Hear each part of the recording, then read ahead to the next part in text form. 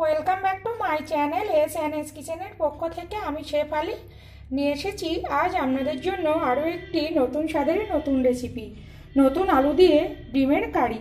তো এখানে নতুন আলু দিয়ে ডিমের কারির জন্য কিছু উপকরণ নিয়েছি। উপকরণটি দেখে নেওয়া যাক।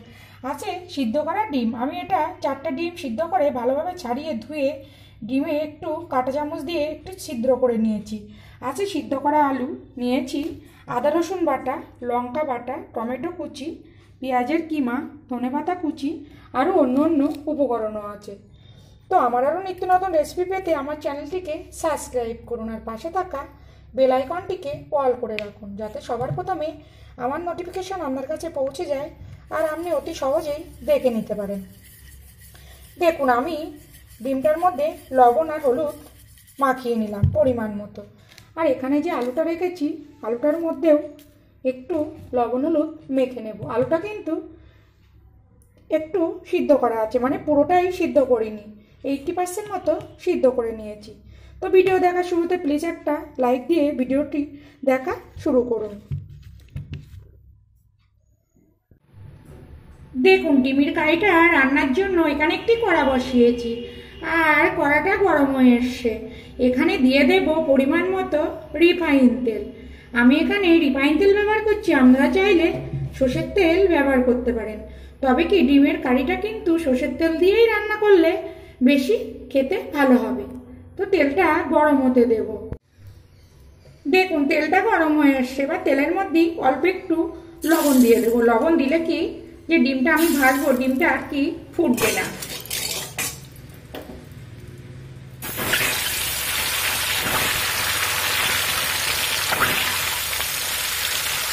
ডিমটা একটু হালকা করে ভেজে নেব। দেখুন, ডিমটা ভাজা হয়ে গেছে। আমি এবার ডিমটা তুলে নেব। আমি কিন্তু ডিমটা হালকা ভেজেছি, আপনারা চাইলে একটু কড়া করে কিন্তু ডিমটা ভেজে নিতে পারেন। দেখুন, ডিমটা ভেজে তুলে নিয়েছি। এবার আলুগুলো লাল লাল করে ভেজে নেব।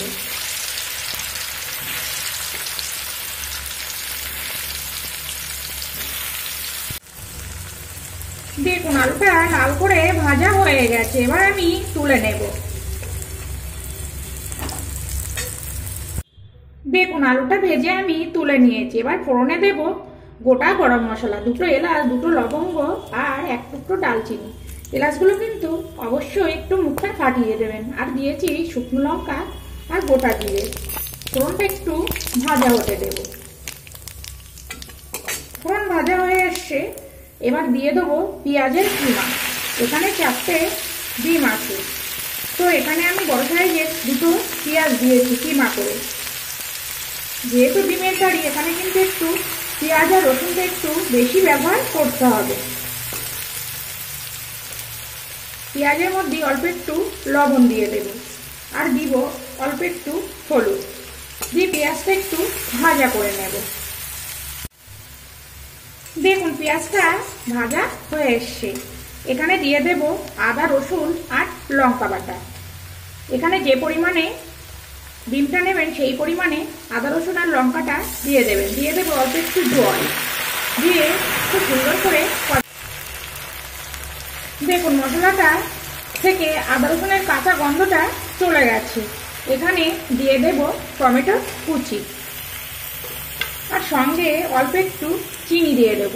চিনি মশলার মধ্যে দিলে কি খুব সুন্দর একটা কালার আসবে।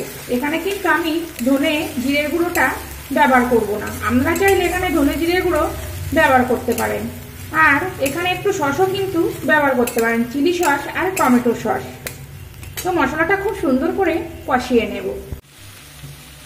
দেখুন, মশলা থেকে খুব সুন্দর একটা গন্ধ থাকছে আর তেলও ছেড়ে দিয়েছে। তো মশলাটা পুরো কষা হয়ে গেছে। দেখুন কত সুন্দর কালার এসছে, শুধুমাত্র চিনি দেওয়ার জন্য। আপনারা যদি আরও বেশি কালার চান, এখানে কিন্তু কাশ্মীরি লঙ্কার গুঁড়ো ব্যবহার করতে পারেন। তো আমি এখানে শুকনো লঙ্কা ব্যবহার করেছি। অনেকে শুকনো লঙ্কা পছন্দ করেন না, সেক্ষেত্রে কিন্তু কাঁচা লঙ্কা ব্যবহার করতে পারেন। এবার এখানে দিয়ে দেব ভেজে রাখা আলু আর ডিম। গ্যাসের জোরটা একটু লোতে করে দেব, দিয়ে আরেকটু সুন্দর করে কষিয়ে নেব। আর এখানে দেব আরেকটু পরিমাণ মতো লবণ দিয়ে আরেকটু সুন্দর করে কষিয়ে নেব। দেখুন ডিম আর আলু দিয়ে সুন্দর করে কষিয়ে নিয়েছি। তো এবার আমি এখানে দিয়ে দেব উষ্ণ গরম জল। তো আমার নতুন বন্ধু পুরনো বন্ধু যারা আমার সঙ্গে আছেন তাদেরকে অসংখ্য অসংখ্য ধন্যবাদ আমার পাশে থাকার জন্য। আর যারা সাধারণ দর্শক তাদেরকেও অনেক অনেক ধন্যবাদ। দেখুন এখানে আলুটা সিদ্ধ করা আছে, তার জন্য অল্প করেই আমি জলটা দেব। আর ডিমের কারি মানে অনেকটা ঝোল নয়, কিন্তু একটু গামাকা গামাকা হবে। তো এবার ঢাকা দিয়ে রান্নাটা আমি হতে দেব। দেখুন নতুন আলু দিয়ে ডিমের কারি হয়ে গেছে, আর আলুটা দেখুন পুরো একদম গলে গেছে। এবার আমি ওপর থেকে দিয়ে দেব একটু ধনেপাতা কুচি। আপনারা চাইলে এখানে একটু গরম মশলা গুঁড়োও কিন্তু দিতে পারেন, কিন্তু আমি গরম মশলার গুঁড়ো ব্যবহার করব না। তো আপনারাও এভাবে বাড়িতে নতুন আলু দিয়ে ডিমের কারি তৈরি করুন, আশা করছি খুবই ভালো লাগবে। আর যদি আমার এই রেসিপি ভালো লাগে প্লিজ প্লিজ আমার চ্যানেলটিকে সাবস্ক্রাইব করে পাশে থাকুন। আর খুব ভালো লাগলে একটা সঙ্গে লাইকও দিন, আর সঙ্গে একটা শেয়ারও করে দিন। আবার ফিরে আসবো নতুন কোনো রেসিপি নিয়ে। আর গরম গরম ভাতের সঙ্গে পরিবেশন করুন।